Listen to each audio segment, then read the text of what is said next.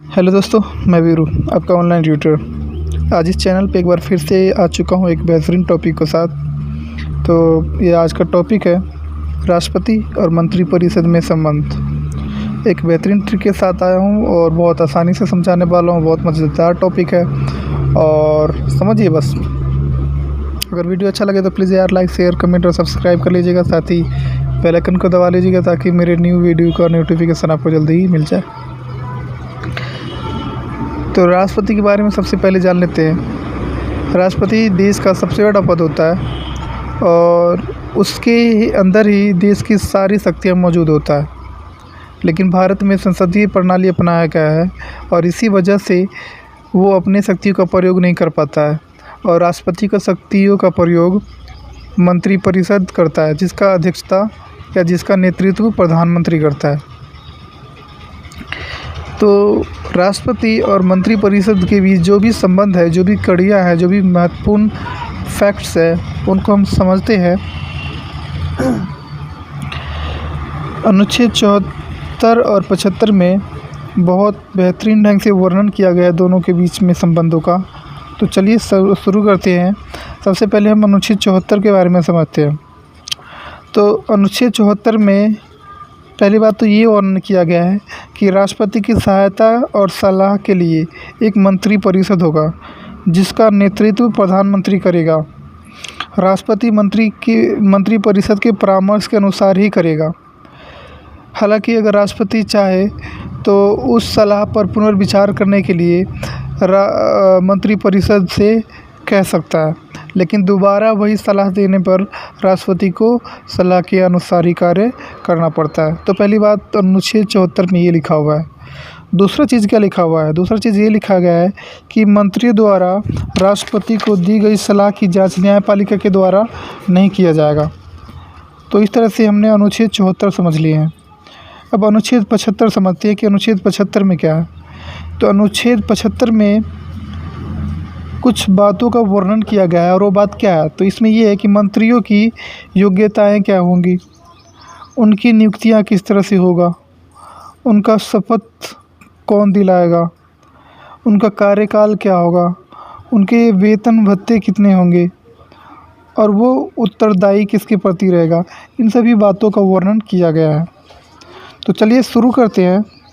तो इसकी योग्यताएं, मंत्री की योग्यताएं तो सबसे पहले यही है कि वो किसी न किसी संसद के सदन के सदस्य होना चाहिए और संसद के जो सदस्य बनने के लिए ना योग्यताएं रखना चाहिए। दूसरी बात ये है कि ये दल बदल के द्वारा इनकी सदस्यता संसद की नष्ट नहीं किया गया होना चाहिए। अगर ऐसा है तो अगर वो मंत्री बनेंगे तो वो मंत्री पद से हट भी जाएंगे।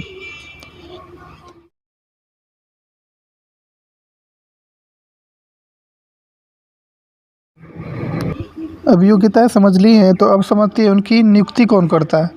तो याद रखिएगा, मंत्रियों की नियुक्ति राष्ट्रपति द्वारा होता है।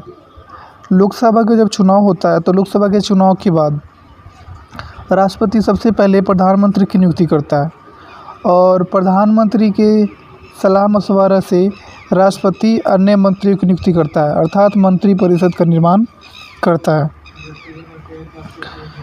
अब एक चीज़ जान लेते हैं कि मंत्रिपरिषद का अगर निर्माण करता है राष्ट्रपति, तो मंत्रिपरिषद में कितने सदस्य होना चाहिए। तो याद रखिएगा, मंत्रिपरिषद में लोकसभा में 543 सदस्य चुन के आते हैं। तो 543 के जो 15% सदस्य होते हैं, उतना ही सदस्यों को मंत्री बनाया जा सकता है। 15% सदस्यों से अधिक नहीं बनाया जा सकता है मंत्री। फिर नेक्स्ट समझ लेते हैं कि इनको शपथ कौन दिलाता है। तो मंत्रियों को शपथ राष्ट्रपति दिलाता है। आपको कुछ समय पहले अगर याद करवाऊं तो लोकसभा के जब चुनाव होता है तो जब चुन के आते हैं तो लोकसभा के सदस्यों का जो शपथ दिलाने वाला जो व्यक्ति होता है वो राष्ट्रपति होता है। राष्ट्रपति लोकसभा और राज्यसभा दोनों ही सदनों के सदस्यों को शपथ दिलाता है। और मंत्री या लोकसभा और राज्यसभा दोनों सदनों से ही आता है। तो जाहिर सी बात है इन सदस्यों को भी राष्ट्रपति ही शपथ दिलाएगा। तो याद रखिएगा, मंत्रियों का शपथ जो दिलाने वाला व्यक्ति होता है वो राष्ट्रपति होता है। अब समझ लेते हैं कि इनका कार्यकाल कितना होता है।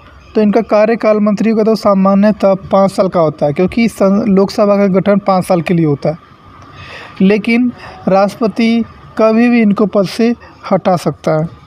तो इनका कार्यकाल राष्ट्रपति के दया के ऊपर होता है, कभी भी वो हटा सकते हैं। नेक्स्ट, इनके वेतन भत्ते क्या होता है, कितने हो सकते हैं। तो इनके वेतन और भत्तों का जो कितना होना चाहिए कितना नहीं होना चाहिए ये संसद निश्चित करता है। संसद द्वारा इनके वेतन भत्तों का निर्धारण किया जाता है। नेक्स्ट है कि एक उत्तरदायी किसके प्रति रहेगा मंत्रिपरिषद। तो ये संसद के प्रति उत्तरदायी होता है, विशेषकर लोकसभा के प्रति, क्योंकि अगर मंत्रिपरिषद अगर लोकसभा के प्रति अगर जवाबदेह नहीं होगा तो लोकसभा उनके प्रति अविश्वास प्रस्ताव पास कर सकता है। और लोकसभा जैसे ही अविश्वास प्रस्ताव पास कर देता है तो सभी मंत्रियों को त्यागपत्र देना पड़ जाता है, यहाँ तक कि प्रधानमंत्री को भी त्यागपत्र देना पड़ जाता है। तो इस तरह से आपको समझ में आ गया होगा कि अनुच्छेद 74 में और 75 में किन किन चीज़ों का वर्णन किया गया है। अब हम अनुच्छेद 77 के बारे में बात कर लेते हैं। 76 छोड़ देते हैं, 77 के बारे में जानते हैं। अनुच्छेद 77 में भारत सरकार द्वारा कार्यवाहियों का किस तरह का संचालन किया जाता है उन सब के बारे में बताया गया है। मीनिंग कि मंत्रिपरिषद जो भी कार्य करती है उन सभी चीज़ों को इसमें वर्णन किया गया है। तो याद रखिएगा, अनुच्छेद 77 में कहा गया है कि भारत सरकार समस्त कार्यपालक कार्यवाही राष्ट्रपति के नाम पर करेंगे। इसका मीनिंग क्या है कि मंत्रिपरिषद अर्थात सरकार जो भी कार्य करेंगे वो राष्ट्रपति के नाम पे करेंगे, क्योंकि राष्ट्रपति की शक्तियों का प्रयोग मंत्रिपरिषद करते हैं। दूसरा बात, राष्ट्रपति है मंत्रियों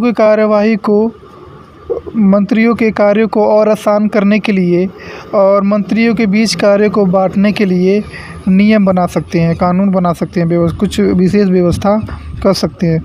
तो इस तरह से अनुच्छेद 77 में इसका वर्णन किया गया है।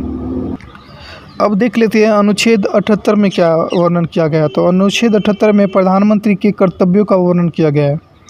इसमें कहा गया है, पहला बात, कि मंत्रिपरिषद किसी भी मामले में जो भी निर्णय ले रहे हैं तो उन सब की जानकारी प्रधानमंत्री को राष्ट्रपति को देना पड़ता है। ये बहुत अनिवार्य है कि मंत्रिपरिषद जो भी निर्णय लेता है वो राष्ट्रपति को ये सूचित किया जाए प्रधानमंत्री के द्वारा। दूसरा कर्तव्य ये है कि राष्ट्रपति जो भी किसी भी मामले में मंत्रिपरिषद से सूचना मांगता है तो प्रधानमंत्री को मंत्रिपरिषद से संबंधित हर प्रकार की सूचना जो राष्ट्रपति मांग रहा है वो उनको देना पड़ेगा। तो इस तरह से आप समझ चुके होंगे कि अनुच्छेद 74, 75, 76 को मिस कर दिया हमने, 77 और 78 इन अनुच्छेदों में राष्ट्रपति और मंत्रिपरिषद में किस तरह का संबंध बताया गया है।